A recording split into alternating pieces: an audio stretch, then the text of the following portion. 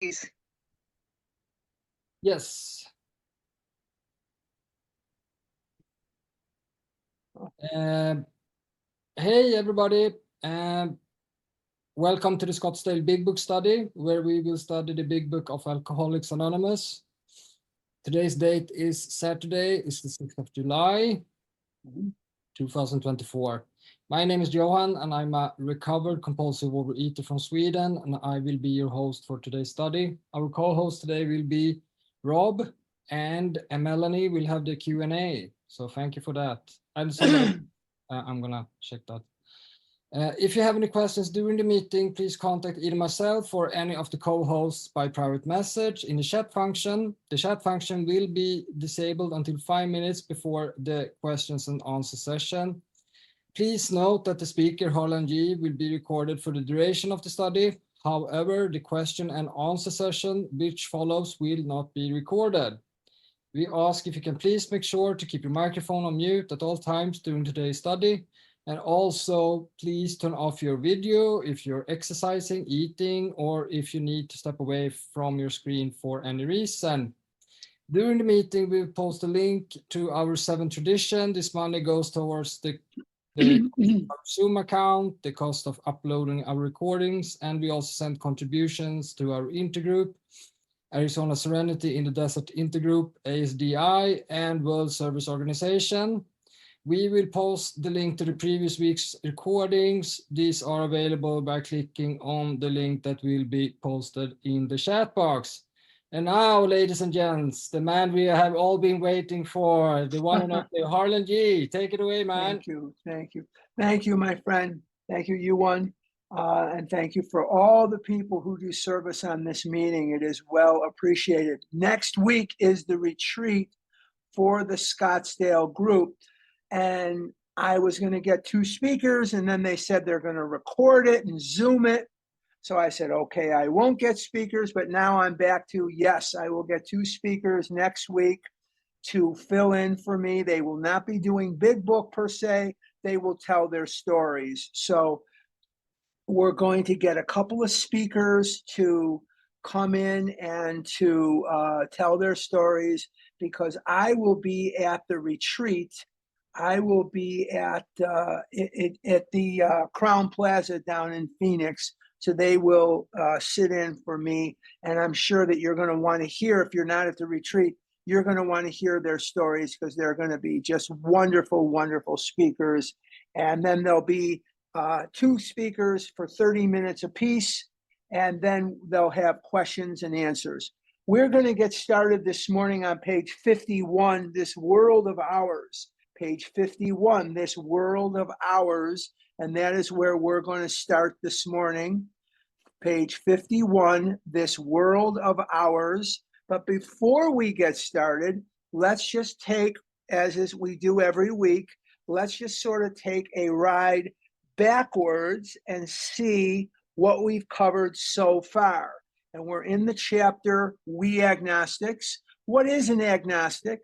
An atheist is someone who believes that there is no religious deity, nobody up there in the sky with a big beard, nobody up there calling the shots, making the judgments with a big, long, gray beard and a staff and a throne, no religious deity of any kind, that there is not a supreme being like that. And a believer believes that there is a religious deity, that there is a religious deity up there, and maybe they're not determining everything, but what they're doing is they are a religious deity that we pray to, or so on. Now, the bottom line is, what is an agnostic? An agnostic is someone without knowledge. They're just not quite sure. An agnostic is someone, ag means without, gnostic means knowledge. Now, a lot of people struggle with this idea of God. And the way to not struggle for me with this idea of God is to not overthink it. I am not a clergy person. I am not a rabbi. I am not a priest. I'm not a minister. I'm not any of that. I'm not a theologian. I'm not a historian. None of that. I am a person. And I don't have to understand God. I don't have to understand why certain children have catastrophic disease and some don't.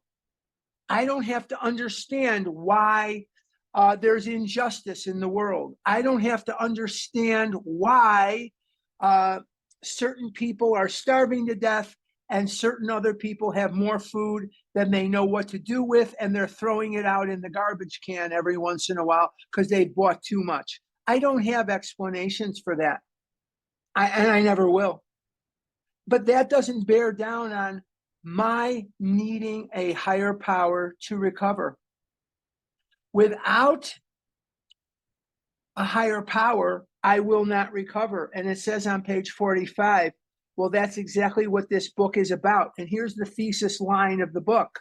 Its main object is to enable you to find a power greater than yourself, which will solve your problem. So that abstinence is not the most important thing in my life without exception. My relationship with my power greater than myself is the most important thing in my life without exception.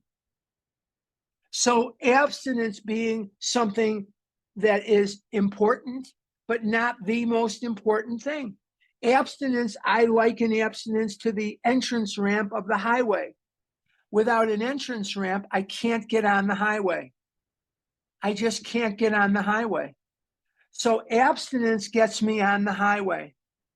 But my relationship with God, my relationship with a power greater than myself, my relationship with Mother Nature, or my relationship with whoever it is, whatever it is the highway. So its main object is to enable you to find a power greater than yourself, which will solve your problem. Very, very important. You hear this in meetings every day. Abstinence is the most important thing in my life without exception. Abstinence is the most important thing in my life without exception. No, not really. It's just the entrance ramp to the highway. Once I'm on the highway, it is my relationship with a power greater than myself that becomes the most important thing in my life without exception. Now, on page 47, it says something that should help clear everything up. And I hear people every day, I can't do my fourth step because I don't believe in God. And how could there be a Holocaust and slavery and war and pestilence? I don't have explanations for any of it. But let's take a look at what it says on page 47. Do I now believe, or am I even willing to believe, that there is a power greater than myself? That's all. As soon as a man can say that he does believe or is willing to believe, we emphatically assure him that he is on his way. I don't have to have explanations as to why there was a Holocaust. I don't have to have explanations as to why there's disease. I don't have to have explanations as to the horrible injustices that the world is abundant with. I don't need to know anything about those things. All I need to know is that I'm either a believer or willing to believe that there is a power greater than myself. Did I create the sun, the stars, kittens, puppies? Did I create trees? Did I create babies? And did I create the mountains, the oceans, the lakes? Did I create that? No. So there must be a power greater than myself. Am I so pompous and egotistical that I am unwilling and unable to allow in the thought that there is a power greater than myself? And let's face another fact. On my own willpower, on my own intellect, I have never, ever, ever beaten this disease. And I never will. And it says at the end of chapter 3, which is before chapter 4, that I have an illness which only a spiritual experience will conquer. Now, I've never had a spiritual experience. I've had a spiritual awakening, and we talked about that too. All a spiritual experience means is that it was very fast, like Bill had. And a spiritual awakening is very slow, like what I had. That's all. What's the difference between a spiritual experience and a spiritual awakening? A spiritual experience is fast and a spiritual awakening is slow. That's all. There's no other difference. They both are sufficient enough to bring about a recovery. So we should have no difficulty with this God concept. We should have no difficulty believing in God, because all we're asked to believe in is a power greater than ourselves. You do not have to believe in the God of the Jews, the God of the Catholics, the God of the Protestants, the God of the Muslims or the Buddhists. You don't have to believe in a religious deity. So when I speak of God, there are as many concepts of God as there are people. When you were a little girl or a little boy, did you ever read the comics? Either a comic book or the comics in the paper? There's a thought balloon over their head. When they're saying something, it's a solid line, solid circle. When they're thinking it, it's broken. So when I say the word God, for as many people as there are probably in this world, there is an image of God that is different for every single one of them. Nobody is asking you to explain injustice, war, starvation, disease. Nobody is asking you that. Nobody is asking you to have a complete understanding of the world as it is.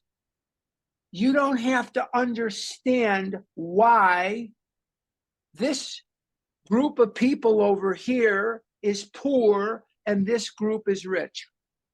And that's all relative anyway. You don't have to understand. I know a little bit about injustice. I do.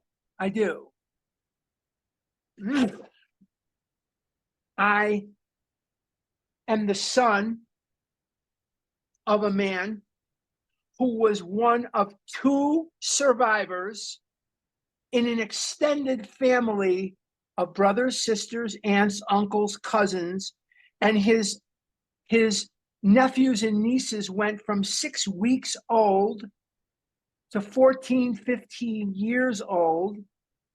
His mother and father, his grandparents on both sides, aunts and uncles, were murdered. And for what reason were they murdered? They murdered them because of what they believed in. So I know a little bit about injustice. I get it. I understand. I'm not oblivious to this. I understand. How come I said to my dad, or my mom, how come I don't have aunts and uncles and cousins and everyone else seems to have them? Well, there was no good explanation. And there are people here who are descendant of people who were held as chattel slaves. And there may be people here who are descendants of people who survived the Trail of Tears. War, pestilence, disease. We are survivors of survivors. Many of our relatives just missed being eaten by a saber-toothed tiger. We may not realize it, but we are survivors of survivors. Many of our ancestors were casualties of war and disease, pestilence, injustice, abuse, cold, hot, starvation. We are survivors of survivors. I don't have explanation as to why certain people didn't make it. And I don't need to have those explanations. But this is enough of a belief for me to know. If I don't embrace this idea of a power greater than myself as being indispensable in my program, I will not recover. I'm going to say that again. If I do not embrace this idea of a higher power being indispensable for my program, I will not recover. I will not survive. Is that enough for you? Does that do it for you? I'll be damned if I am going to let the injustices in Europe kill me too. They don't get to kill me. F you. You don't get to kill me too. I'm not going to die. I'm not going to miss out on whatever life there is because of what happened in Europe 100 years ago. I won't do it. I'm going to live until I die. I'm going to embrace life. I'm looking forward to the retreat next weekend. I'm looking forward to having fun today. I'm looking forward to being loved today. I'm looking forward to be abstinent today. I'm looking forward to having joy in my life today. I don't have to wait till next weekend. I can't get there on my own. I'm too pessimistic and sullen. I'm too negative on my own to get there today. Only God can give me optimism. Only God can give me peace. And only God can give me recovery. The vast transformation between what I was and what I am is only navigable by a power greater than myself. I don't hate myself today. I'm not ashamed of myself today. I'm at peace with myself today. I'm healthy today. I went to the doctor yesterday, the cardiologist. I can't tell you that I mean, I've told you this before. I can't tell you the fear that strikes in me because there's three things that scare a fat boy more than anything: women, doctor, buying clothes. Women, doctor, buying clothes. I am tired of having people come up to me with tape measures around their neck in the big and tall store and tell me that we don't have anything to fit you. That's embarrassment. I'm sick and tired of being screamed at by doctors. People have been yelling and screaming at me that I lack discipline and I don't care about myself and I have no discipline, I have no character, and I'm 5 years old, 6 years old. And they're telling me I don't care about my mother or I wouldn't eat so much ice cream. And I don't care about my father or I wouldn't eat so much candy. And I'm 5 and crying my eyes out. And they're telling me I'm going to die. And they're telling me I'm not going to live long and I'm not going to have any kind of life. And I'm 5 or 6 or 7. I'm tired of it. I'm tired of dieting. I'm tired of dieting. I don't want to diet. I don't want to have to use my willpower to stay away from milk duds. I need a power greater than myself. And without that power greater than myself and a willingness to believe in that power, notice I did not say I have to believe. I have to be willing to believe that there is a power greater than myself. I'm not going to recover. So at some point, I have to ask myself this question: Is me being angry at God the hill that I want to die on? Is this the hill that I want to die on? Because without a willingness to believe that there is a power greater than myself, I am not going to recover. I know I've said that a bunch of times. I hope it's seeping into your brain. Without this willingness to believe that there is a power greater than myself, I will not recover. It's not going to happen. This is not a program of willpower.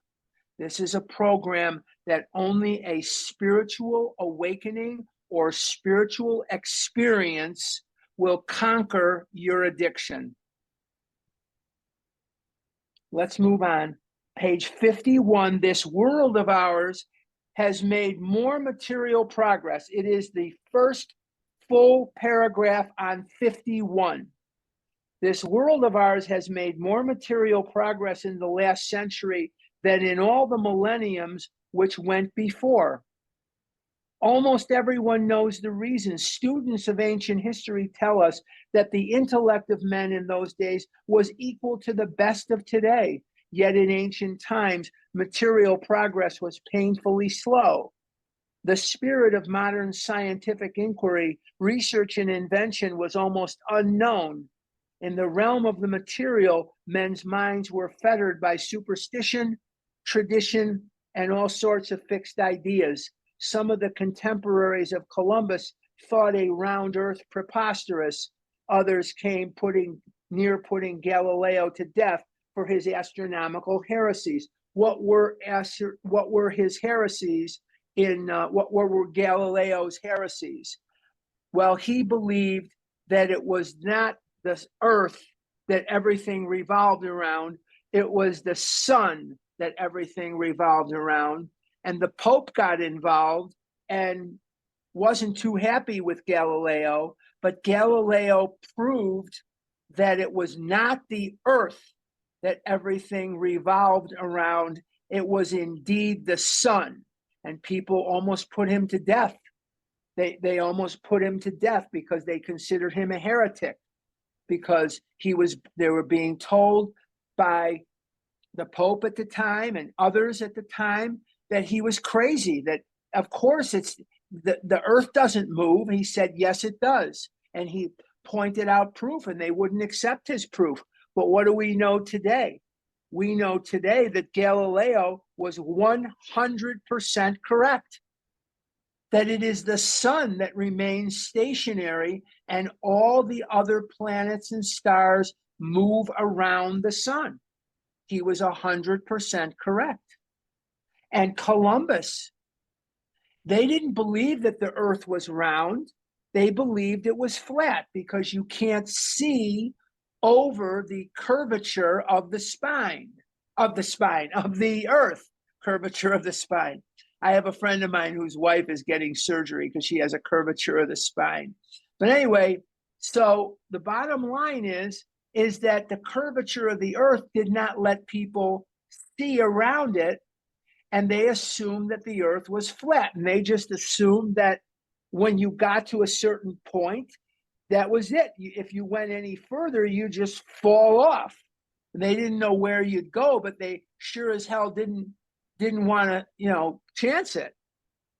And when Columbus went on his first voyage, they brought somebody with them that sat up there in the highest mast. They weren't taking any chances, and they said, hey, if you see us coming to the edge of this thing, you let us know so we can get turned around. But then when he came back several times, came back to the New World several times. He didn't have that person on the payroll because he knew that there was nothing to fear. So the wealth of information was not there, and the superstitions, the traditions, things like that, they kept people locked up in old, unworkable, false ideas. Well, the reason that this paragraph is so important is this. I had to ask myself at some point, How many old ideas, unworkable theories am I hanging on to today? Am I opening my mind to the possibility of God? And the more I open my mind to the possibility of a generous, benevolent, kind, loving God, the more I open up my mind and my heart and my soul to that God, the better my life gets.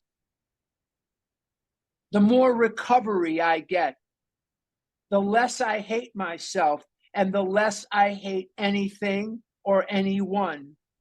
My personal relationships get better, and my relationships are all good, but there are only 2 permanent relationships in my life, and yours too. Some of you are married, so you may think, well, what about my kids? What about my spouse? Sorry, doesn't work that way. Your kids are going to go their way. They'll always be your kids. But do you have a guarantee in your pocket that they're going to outlive you? You do not. Do you have a guarantee in your pocket that they won't marry somebody who doesn't like you? And your contact with them will be limited. And even if they're living in your house and they're small, there's only 2 relationships that are permanent. One is with myself. I will be with me throughout my life. And the other one is with God. All other relationships are conditional, transitional. There's limits to them. But the relationship with myself and the relationship with God, that is what counts, because those are the only permanent relationships I have. So the more I open up my mind and go back against what my father taught me. My father taught me about an unjust, cruel God who allowed his family to be murdered for nothing. For what reason? For what reason? Are you kidding me? Children, 6 weeks old. My father's little niece was 6 weeks old. Are you kidding me? What the hell? Really? Really? A 6-week-old? And that offended other people, so they murdered this little soul. 6 weeks old? Really? And I'm growing up in this. I'm growing up in this. And I had to refute every word of it. I had to say, no, that is not the God of my understanding. That is not the God of my life. I want to live. I want to be free. Leah M. of A Vision for You, the co-founder of A Vision for You, says, how free do you want to be? I can't be free when I have a chip on my shoulder about God. Let's move on. Bottom of 51. There's only 2 paragraphs that start on this whole page. We asked ourselves this, are not some of us just as biased and unreasonable about the realm of the spirit as were the ancients about the realm of the material? In other words, get off your high horse, Nancy. Get off your high horse. You didn't create this world. Yes, there are horrible things that happen every day. Yes, there are. I read the newspaper too. But you're not going to recover from this disease if you don't have a spiritual awakening or a spiritual experience. You're not going to recover. It's not going to happen. Even in the present century, American newspapers were afraid to print an account of the Wright brothers' first successful flight at Kitty Hawk. Had not all efforts at flight failed before? Did not Professor Langley's flying machine go to the bottom of the Potomac River? I love in meetings, you hear people miss Potomac and Potomac. It's Potomac River. The Potomac River runs through Washington, D.C., Northern Virginia, Maryland. It's the Potomac, not the Potomac or whatever they're saying.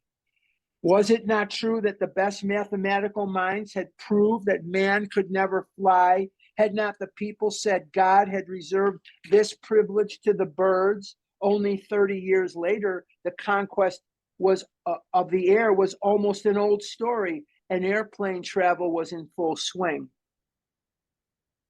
But in most fields, our generation had witnessed a complete liberation of our thinking.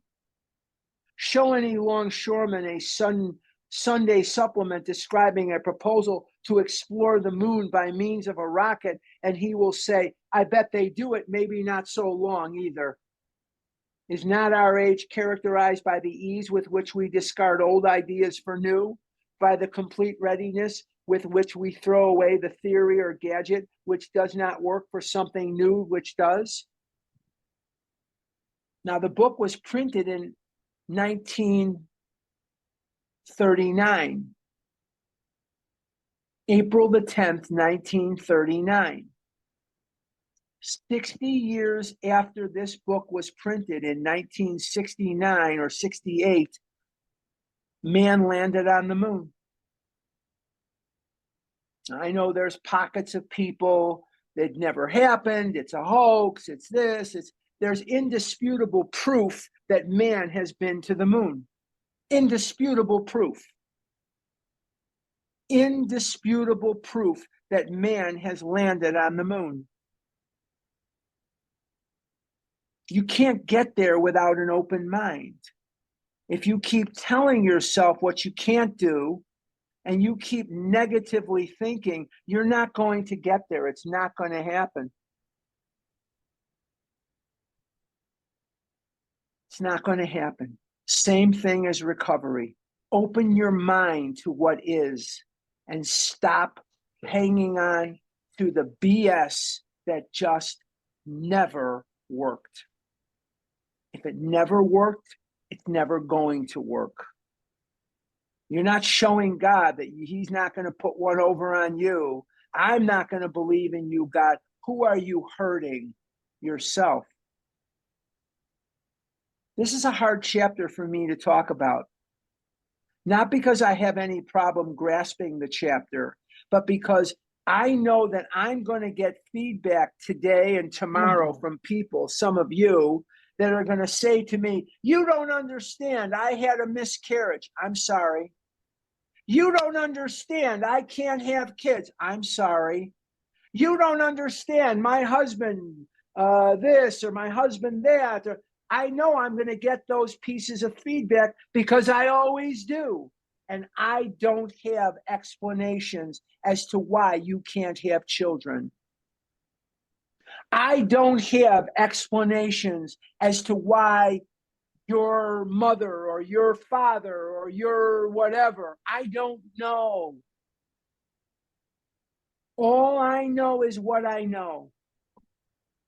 Embrace this idea of a willingness to believe. You don't have to believe, a willingness to believe in a power greater than yourself or die in the food. Want me to say that again? I'll say it again for you. Embrace this idea of being willing to believe in a power greater than yourself or die in the food, and there's no third choice. There's no third choice. There's no third choice. We have a disease that only a spiritual awakening or spiritual experience will conquer. Now let's do the bedevilments here. I know that's what you're waiting for. I know that's why you came today. He's going to do the bedevilments today. Okay, here it is. We had to ask ourselves why we shouldn't apply our human problems this same readiness to change our point of view. We were having trouble with personal relationships. Stop. I can't have successful personal relationships when I hate myself. I don't know why that is. When I am ashamed of where I've been and what I've eaten, and I'm afraid I'm going to break furniture, and I can't fit on an airplane seat, and I can't walk down the street without shame and guilt and remorse. When I can't button my pants, I am not open to successful personal relationships. I had friends that were very loyal to me, and I was loyal to them. But our friendships were never as good as they are today because I am in recovery. They haven't changed, but they're not hostages anymore. I'm not judging them and fearing them and hating them and resenting them and walking around jealous of them anymore. I have a life that's worth living. No, I don't have that wife or that car or that house. I've never been on that vacation, but I have a successful life too.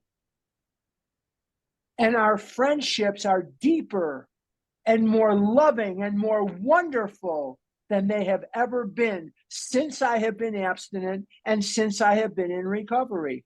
You only think your friendships are rich and deep until you get into recovery, and then you see the difference. You see the difference. And I would befriend somebody if I thought they could do something for me. And now I'm friends with who I want to be friends with, not based on what they can do for me or what they have or who they are. I'm not using people. I'm not lying to people. I'm not dishonest with people. My life is an open book. I am who I am and what I am. And if you don't like the fact that I'm a Democrat, then screw you. Or I'm a Republican, screw you. Or I'm a Chicagoan, screw you. I am who I am. And I don't have to fit myself into what I think you want me to be. That's freedom. That's where you fly. And the more I like myself in a nice, healthy way, not narcissism, not, crazy, self-involvement, but the more I am emancipated from self-hate, the more love in my heart, the more compassion in my heart that I have for my friends and their families. I'm not lying about being a Republican or a Democrat. I'm not lying about loving chess or checkers or horseback riding or croquet. I'm not taking an interest in something just so you'll like me. Maybe you'll kindle an interest in something. Recently, I get exposed to tennis. My girlfriend is a big tennis person. I never watched tennis in my life. It's not a bad sport. It's the endurance that these people have is unreal, and it's unbelievable. Now, I'm not saying I'm a tennis aficionado. I'm not sitting and watching hours and hours of Wimbledon. I'm not. But I have a passing interest in it because of my girlfriend, because of her interest in it. But that's okay. But I don't have to become a aficionado of tennis because I'm afraid if I don't become one, she's going to break up with me. I don't have to do that. Do you see the difference? I hope you do. I hope you do. I don't have to be something that I'm not in order to impress you. Let's continue. We couldn't control our emotional natures. When I'm in the food, I cannot control my emotional nature. I am by my default mode when I'm in the food, jealous, angry, suspicious, overly dependent, not at all independent. And it creates for emotional upheavals because I stuff my anger, I stuff my fear, and then it comes out like a volcano. And when I address these things head on, my emotional nature is more consistent. My emotional nature is more humane. How lucky am I to have a God in my life? Very lucky. We were a prey to misery and depression. Throw in negative thinking. Negative thinking for me goes with misery and depression. I was always miserable, always negative, always a prey to being unhappy. I don't have clinical depression. There's a difference here. I don't have clinical depression. But I get down because nothing seemed to work for me. Nothing seemed to cure my disease of compulsive overeating. So what was life about? It was a series of misfortune. It was a series of disappointments. It was a series of unbelievable pain. Everywhere I went, I was an object of ridicule. People made fun of me. Children would laugh at me. People would say the most cruel things to me, and I had to pretend that it didn't bother me. I had to pretend that it was okay with me, that I was just laughing it off. I wasn't laughing, I was crying. My mother and father didn't put me on this earth to be somebody's schmata. A schmata is a dish rag. My mother and father didn't put me on this earth and raise me and sacrifice for me so I could be an object of ridicule. They had high hopes for me. I am the dream of those who were murdered. Their dream was one day somebody in our family would live free. And that's me. I am the embodiment of the dream of the murdered. Not all of them, but just the ones that have the same name as me. Just the ones that have my blood going through their veins and their blood going through mine. I am the dream of the murdered, the dead, who never got a chance to live their life. I am the dream of the 6-week-old baby that was murdered for nothing. For nothing. We couldn't make a living. I've been in sales my whole life. I never worked up to my potential. I never worked up to my potential in school. I never worked up to my potential in life. I'm trying to now. I'm writing a book. I hope some of you will think enough of it one day to buy it, or read it or something. I'm working on a book, and it's about the big book. It's about my story being woven into it, plus a lot of history. Bill's story alone is 84, 85 pages. I'm writing a book. I'm trying to live up to my potential. We had a feeling of uselessness. That was me for sure. We were full of fear. I was scared of everything, scared of everyone, and scared of everything. If you would have asked me in the disease, how you doing today? If I was really honest with you, I'd say I'm scared to death. And you'd say, what are you scared of? And I'd say everything. Everything. I learned sometimes you just have to do things in the face of fear. I learned that bravery is not the absence of fear. Bravery is doing the brave deed right in the face of your fear. Sometimes I don't want to do these big book studies. I'm afraid of being rejected by you. Sometimes I don't want to go and do a retreat because I don't know how you're going to respond to me. Sometimes I don't want to walk out of the house. How is the world going to treat me today?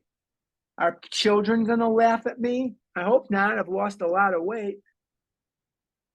Are adults going to laugh at me? I hope not. But that's still sometimes in the back of my mind when I see little children. They scare me. They scare me. Sometimes I get scared because I'm 70 years old. And I know that I'm living on borrowed time. A lot of people in the obituary column in the Chicago Tribune that I read every day are younger than me, and they're dead. It's not uncommon for 70-year-olds to die. And now I don't want to die. So only God can overcome my fear. I need God more today than yesterday, but not as much as tomorrow. We were full of fear. We were unhappy. How could I be happy when I weighed God knows what at whatever point? You know, sometimes I was happy because my team won, or sometimes I was happy because I scored a bunch of candy. Sometimes I was happy because something went my way. That happened. Not everything that happened in my life in the food was horrible. But I never knew happiness until I embraced God. I never knew happiness until I became abstinent. And I never knew happiness until I understood that happiness for me is not about having things. It's not about sex. It's not about a girlfriend. It's not about that for me.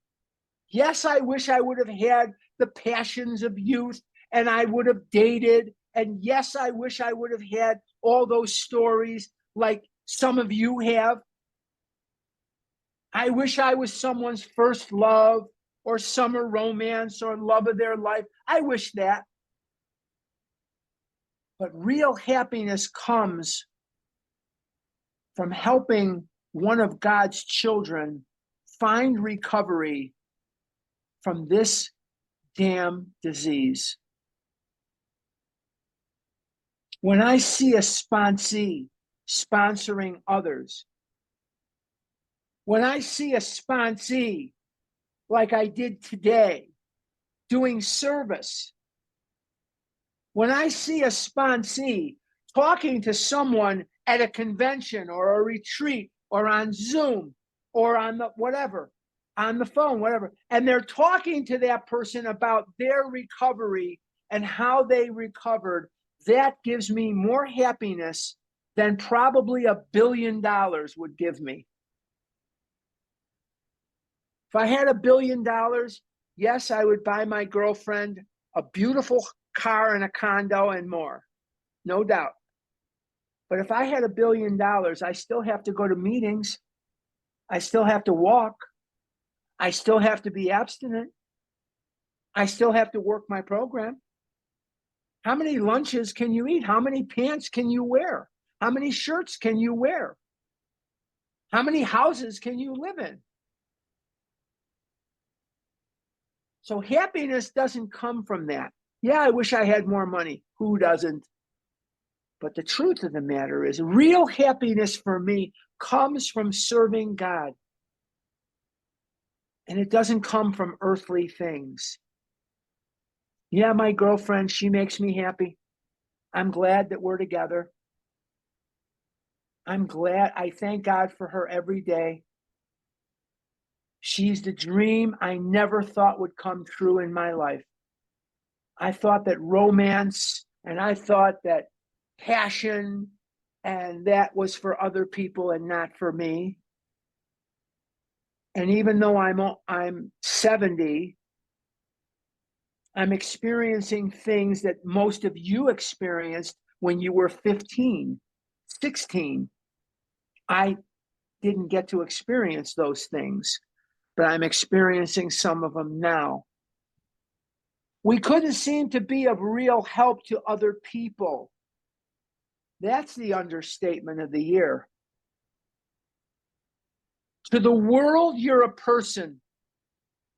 To a person who is suffering from this disease, who has gone to the psychiatrist, and they have gone to the therapist, and they have been to the pay and weigh, and they have been in the hospital, and they have been carved up, or the urine of a pregnant woman was shot up their butt. To a person who has been through acupuncture and every other thing under the sun to try to lick this disease, you can be the world. You can light them up and give them hope. And don't you dare sit on your hands. You have got to sponsor or you're not going to recover. This is a 12-step program, not an 11-step program. And don't you dare call me and tell me, I'm scared to sponsor. No, you're scared not to do it perfectly. You get out there and you do the best you can. There is no such thing as besides me, there's no such thing as a perfect sponsor. I'm kidding, of course. Besides me, there's no such thing as perfect recovery. I'm glad you guys can laugh. But the bottom line is nobody does it perfectly. You let the big book do the heavy lifting. And there is a chain of events that started in 1935 and passed to you. You owe.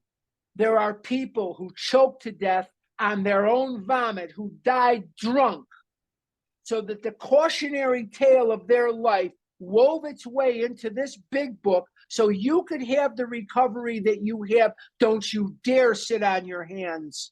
Don't you dare exclude yourself. Somebody needs help, you help them, you sponsor them. But you got to be the adult in the room. Don't let them dictate to you. You have recovery, they don't. You got to be the adult in the room. And if you need help sponsoring, ask one of us. Stop bogging them down with written assignments. There's only 3 steps that have writing: 4, 8, and sometimes 9. That's it. There is no writing in any other step. Take them through the chapters quickly. Read with them, use my podcast, use somebody's podcasts. Do what you need to do. My podcasts are on Vision and on ScottsdaleBigBook.com. But the bottom line is you got to get out there and sponsor so you can be of real help to other people, so you too can recover, so you too can have this happiness, so you too can experience what it is that we're talking about. If you're not ready to sponsor because you're just going through the steps, hurry up, we need you. There are people out there that need sponsors, and they were waiting for you because your story, your unique paradigm is exactly what they've been waiting for, and you have the opportunity to save lives in God's world. Don't sit on the sideline and twiddle your thumbs.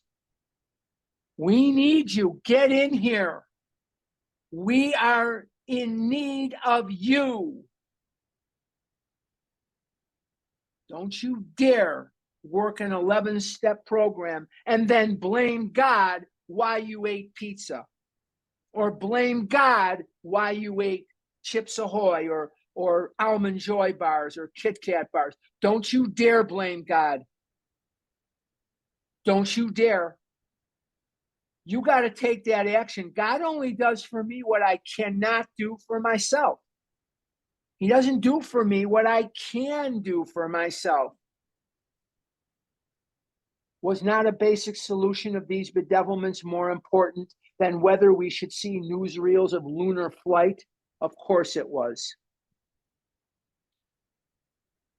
Wait till you look in the face of someone that came to you broken, battered, smashed by this disease, and you sponsored that person, and you put their hand in God's, and you watch them grow.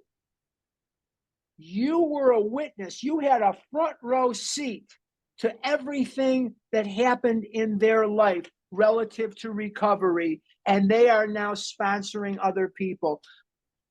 You will know rapture. You will know joy. You will know euphoria as you have never known it in your life. Trust God. Clean house. Help others. Trust God. Clean house. Help others. You're looking for God, you'll find him in the face of one of his children. You will find God in the face of his children. He's not hanging out at a bar. He's not hanging out anywhere else. He hangs out in the face of one of his children who is suffering from this disease. Horrible, horrible, horrible disease. The Yiddish word for war is machloiches. A machloiches is a war. What war are you fighting with yourself about embracing this idea that there is a power greater than yourself? You don't have to believe in that power. You just have to be willing to believe in that power. What machloiches are you fighting with yourself? Surrender to win. Let it go. I'm sorry about chattel slavery and racial injustice and war and prejudice. I'm sorry about all that. I'm sorry about wars and injustice. I'm sorry about the trail of tears. I'm sorry about a lot of things. But I don't want to be sorry that you died because you wouldn't work step 2. I don't want to miss you. I don't want to lose you.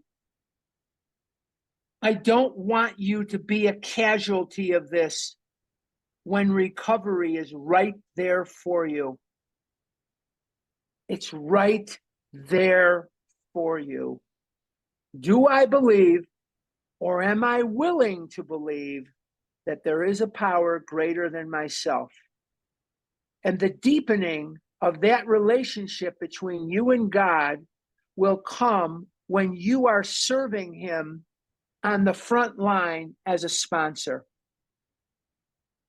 Some of you are going to ask me, well, what about all the other service I do? It doesn't take its place. You have to sponsor. This is a 12-step program, not an 11-step program. Okay. I will not be here next week. I'm doing the retreat. So we're going to have 2 speakers that'll fill in for me. And then if you want to, I believe you can Google, or not Google, you can Zoom into our retreat. Don't quote me on that. I'm not sure about that. I know they're working on something I'm not sure of. But there'll be 2 speakers here next week. They'll be wonderful speakers. They're both in recovery. They're both people that sponsor and work their program and everything else that you would want. It'll be very, very good. But the bottom line is that the next week I'll be back. I'll be back. Our numbers are coming up a little bit since the time change. We had 123 today, or 122, which is better, and that's good. That's fine. So I want to see a continuation of that. Hopefully we will continue to grow. So next 2 weeks from now, we will begin on page 52, when we saw others solve their problem. When we saw others solve their problem. Okay, I'm going to turn this back over to Mr. U1. Yes, that's how you say it, U1. I'm going to turn this back over to Mr. U1 in Sweden, and we'll go from there. No math questions and no food.